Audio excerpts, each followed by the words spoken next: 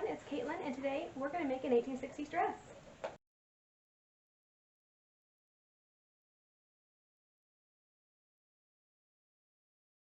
First order of business is to figure out where the project is, because I actually have no clue. Sorry if you hear noise in the background. I grind my own flour, so that's the mill working. We're making bread today. But I think it should be in, theoretically it should be under current projects. So let's figure this out. This is fun to do one-handed. Okay. That is an 1870s bonnet. This is all for a muff that will get done one day. This is also for the muff. This is for the muff. There's no peacock feather.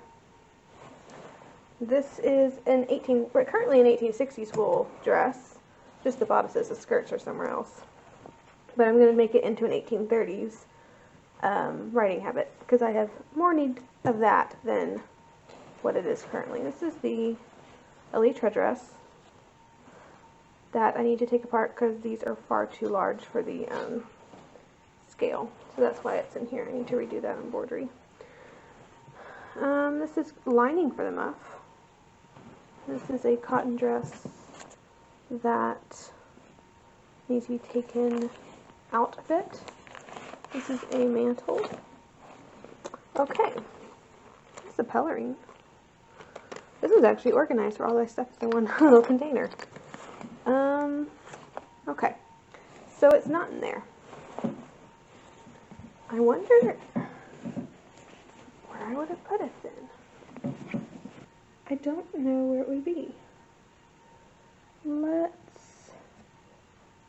For the longest time it was in this corner, and then I cleaned out the corner, and now it's not there.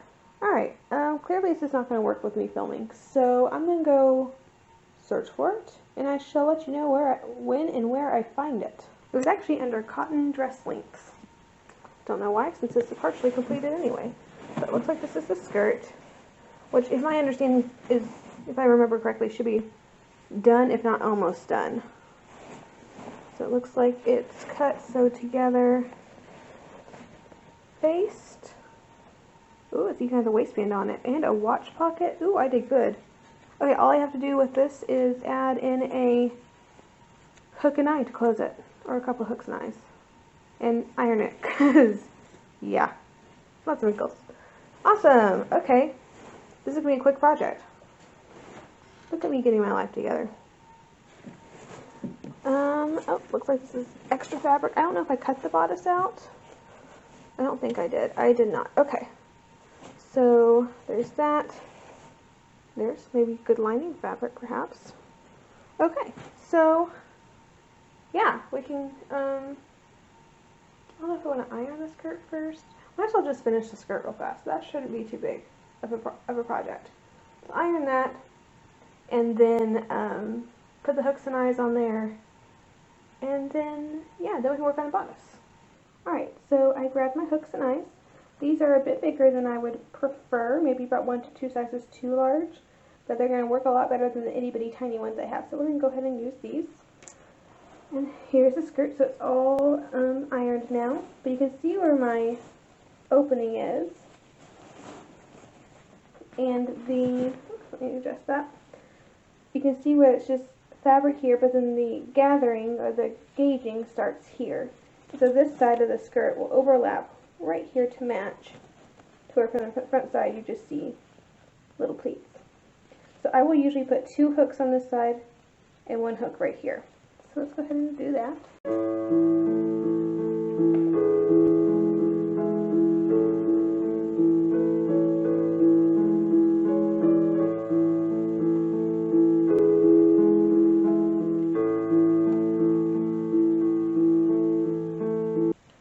Fabric is ironed. I have my pattern pieces here, so I have my bodice front, bodice back, and I think I'm going to go ahead and use Past Patterns pagoda sleeve pattern. Might modify it a little bit, not sure yet. Well, let's find out.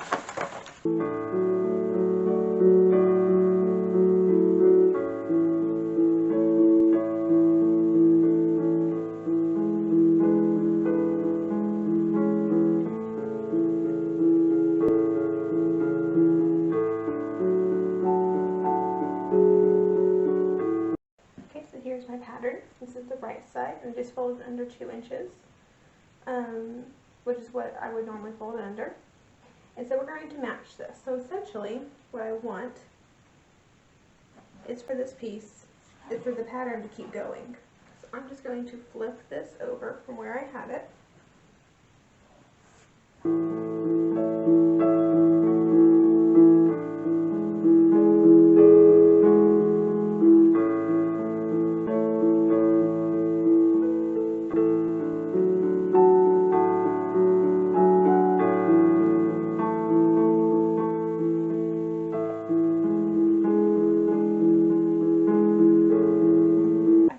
Go ahead and figure out where I want this tuck to take place. I kind of want it to end. You know what? Let's consult the original. This isn't a sheer, but okay, a little bit lower than I'm thinking. Perhaps right there. And we're just going to make a curve. Yeah, so what I'm going to do is I'm just going to take it up and I'm going to do a little stitch just right across, taking up the tiniest amount of fabric as I can, and that'll give me a tuck on either side. So on the front side it will look like I made a 3-piece back, but I didn't have to use the extra seam allowances, waste a little bit of extra fabric. So anytime you cut more than one piece, there has to be space between. There's seam allowances, so you're wasting fabric that way. And sometimes those pieces on this curve can be very difficult to put together. So this is definitely the easier way to do it.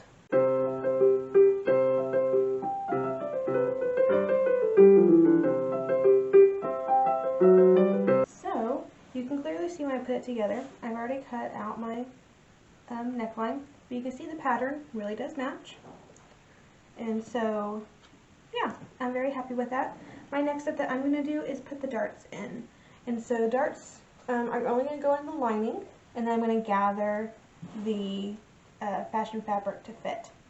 And darts are very individualized, so my measurements will not work for anybody else.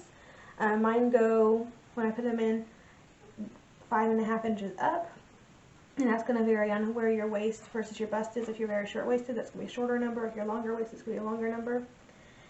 And so yeah, I think I'm going to go ahead and work on the darts. I always forget which darts work, what my measurements are for my darts, and so I brought one of my other dresses that fits extremely well, and then I use it to do my measurements off of.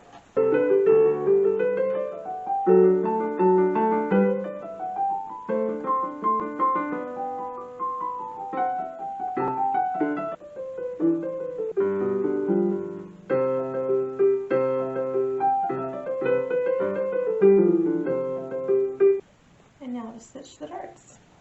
Alright, darts are in and they're ironed. I'm going to bone them now. So I have some German plastic whalebone, which is the closest thing to baleen that we can get nowadays. It really does behave like baleen. It has the same bend to it. It's of course not the right color. It doesn't look anything like baleen, but if it's going to be in a dart, it doesn't matter. As long as it behaves like it and it's the closest thing we can get.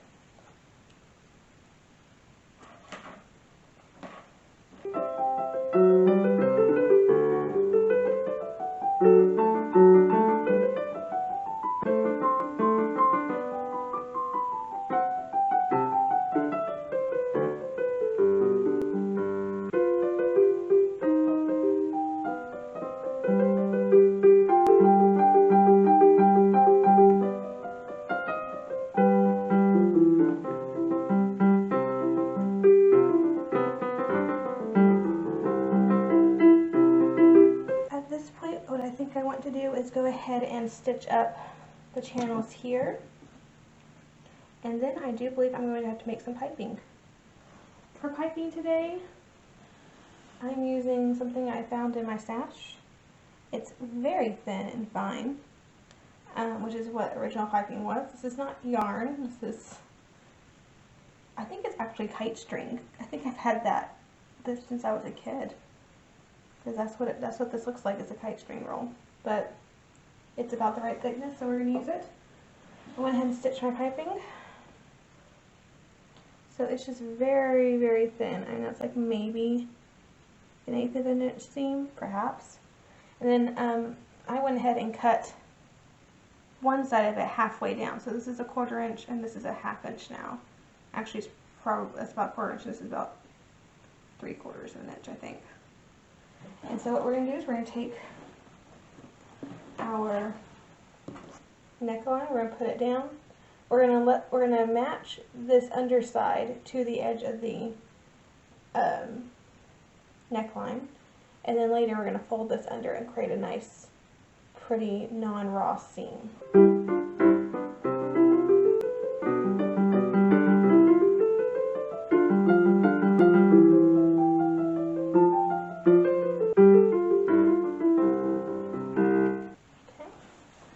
To do all mine at the same time. So what I'm going to do is go ahead and cut piping for the arm's eye and the waistband. Go ahead and attach that, and then sew it all by machine together, and then flip it under and hand tack it all at the same time. I find that to be the easiest thing to do. Alrighty, so got a lot of handwork done. So here's the neckline piping and the underside, lots of tiny little hand stitches. The waistband, same thing, and of course on the inside, all the seams, and you can see the tuck we took on the back. I'm really liking how it's looking. Now the bodice is basically done at this point. The only thing I need to add is some sort of closure. I'm going to do hooks and eyes. Unfortunately, I have run out of hooks and eyes, so I had to order some. And of course we're in the middle of COVID-19, so I don't know when they're going to be able to get here, because shipping is just kind of backlogged. So we shall see. This is going to have to be put on hold for a little bit at least, and that's okay. I have other projects I can work on, but yeah, it's just open right now. And then whenever I get the hooks and eyes, I'll stitch them through, and that'll hold this center part together. Little undersleeves, little cap undersleeves. So those are very cute. And I went ahead, because I forgot I was filming this whole endeavor. So without regards to taping any of this next step, I went ahead and cut out straight grain bits for the trim and just folded it under at this point. And I think instead of shirring, I did some research. Shirring or gathering is totally appropriate. I just think that I would prefer to pleat it, because I like pleating a lot more than gathering. I think it drives me less crazy. So I think that's what I'm going to do.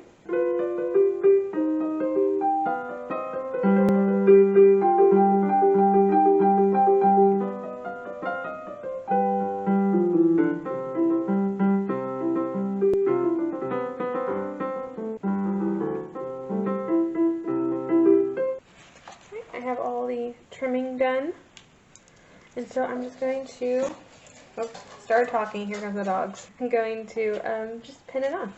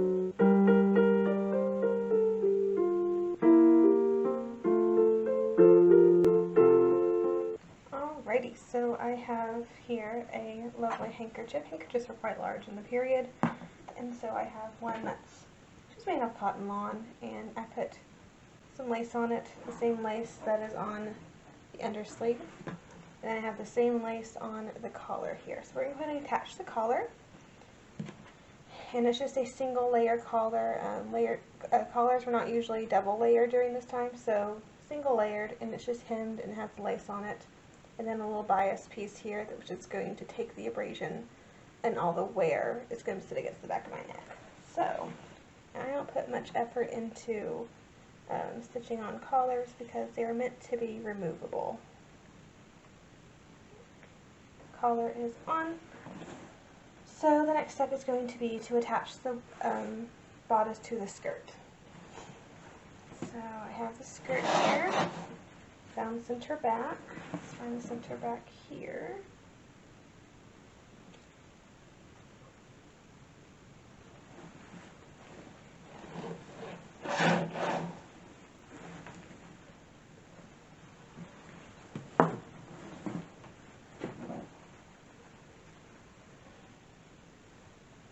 Just overlay them.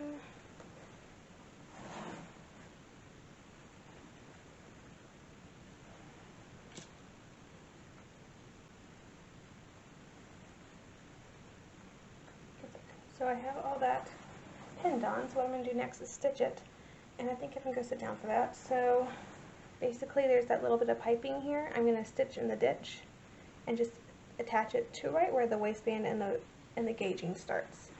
And then we shall have a dress that shall just need some accessorizing. My dress is all sewn together. I have this lovely silk satin ribbon I got from Timely Tresses. Some of it's to be a belt, and some of it is to be a hairnet. I'm looking at a image that, granted, is from 1869, so it's a bit later, but I just loved that she had the white sheer dress and accessorized with blue, and I thought that concept looked really nice. And the concept of the colors isn't exactly a time period thing, it's just, that's what I found. So I'm going to use that. I have a belt buckle from Ensembles of the Past, which I think will work very nicely as to accessorize. I might need to just tack on some sort of stabilizing something for this ribbon. I don't know. I'm going to try it without anything, but if it gets like all squishy and such, I might have to at a later date put something on to kind of stabilize that, because it's not technically a belting ribbon. It's just silk ribbon. Probably should have bought the 2-inch one, that way it would have a little bit of a seam allowance. I can make a belt, but we have what we have. And then I have the inch stuff for hairnet. So I was going to make a rosette belt, because that's what the 1869 image showed, but then I decided, let's go back, make sure that's appropriate for early war. You see rosettes quite a bit in reproductions. I'm not seeing them really before 1864, so because this is an earlier war dress, I'm not going to do the rosette. I'm going to stick with a buckle, which is documented. And so, yeah, we can go ahead and do that. Here's the dress now. I'm going to go ahead and stick the handkerchief in the pocket. I always keep a handkerchief in each one of my dress pockets. So all my dresses have matching accessories, which isn't necessarily a period thing, but it helps me. So they all have a matching collar, matching cuffs or undersleeves, and a matching handkerchief.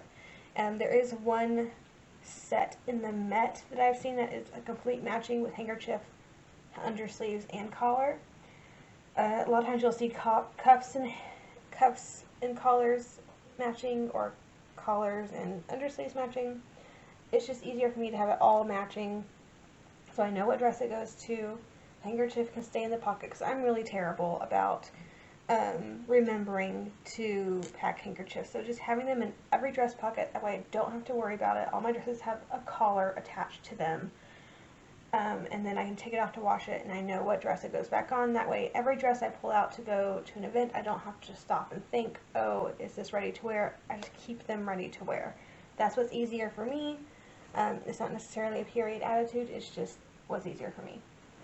And so, yeah, I think we can go ahead and work on this hairnet. I need to go find a blank hairnet, and we can start pleating this and figuring out how we want it to look. Accessories are all done. So there's the belt with the belt buckle. I still haven't decided if it needs to be stabilized or not. We'll figure that out when I wear it. Hairnet, I decided to do something quite different. I found lots of originals. Well, lots. I found several photographs of originals where it was just a plain net. There was no structure, but it had little bows on either one side or on both sides. And so I decided, I haven't seen that before on reproductions. I thought I'd go with it. I thought it was really cute. And then I had extra ribbon, so I made a necktie. So I think we're at the point where I can get dressed in the new dress, and yeah, we'll see what it looks like on. Okay, so I'm here in my underwear, and so we can go ahead and get dressed. So I have on my chemise, drawers, corset, of course, which doesn't fit terribly well, but it is what it is, petticoat, hoop, and then the tucked petticoat we made a couple weeks ago. So you can see how this looks. I'm hoping I don't need a corset cover. The drawbacks of a non-white corset. Go ahead and do these. Alright, let's go put my watch pocket on. Or my pocket watch in the watch pocket. Or put the pocket watch in the watch pocket. This is an antique one. It's not original to the 1860s, I don't think, but it is antique. So put it in the pocket there. It fits.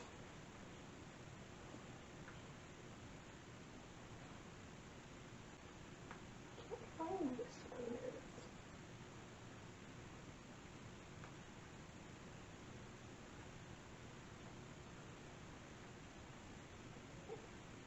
And there's the basic dress, so it does fit, which is a bonus.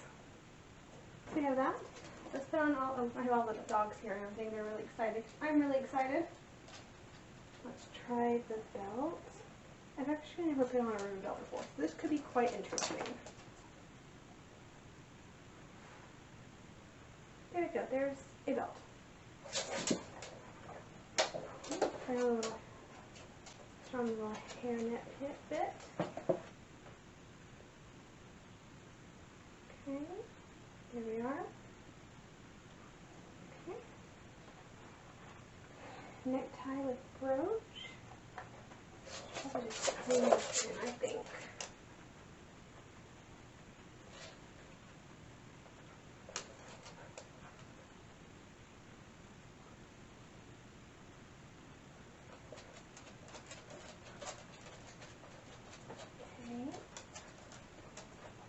I have one of my original brooches here. You can also wear the necktie without a brooch, but I thought it would look really pretty with this original one. So, and I have these cute little earrings from Beth Miller Hall on Etsy. They're her little reproduction, these are her acorn ones. I had them in black and in ivory.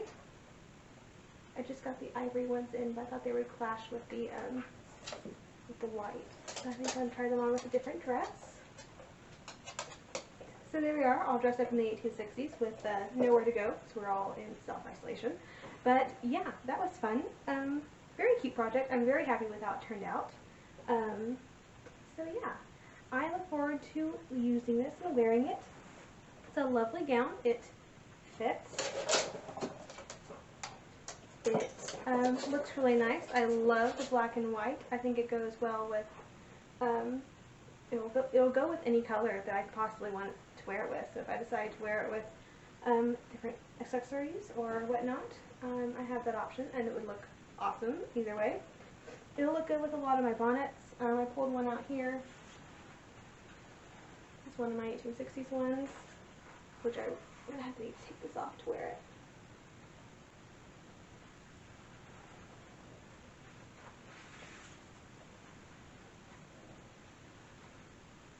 There we are.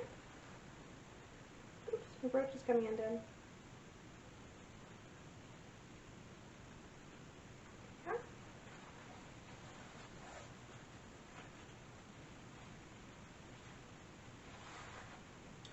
So that goes with that as well. So, yes, and then of course I'll go with any of my 1860s parasols, well, a lot of them, because most of them are black. So, I'll go with any of my marquees. Alright. So yeah, that was a lot of fun. I'm really glad I got that out of the stash of stuff that's not done. One less thing in the bucket to be complete at a later date. So it can go into the completed closet to be worn whenever we finally get to go out to events again. So hopefully maybe sometime this summer I'll find somewhere to go and I have a brand new sheer dress.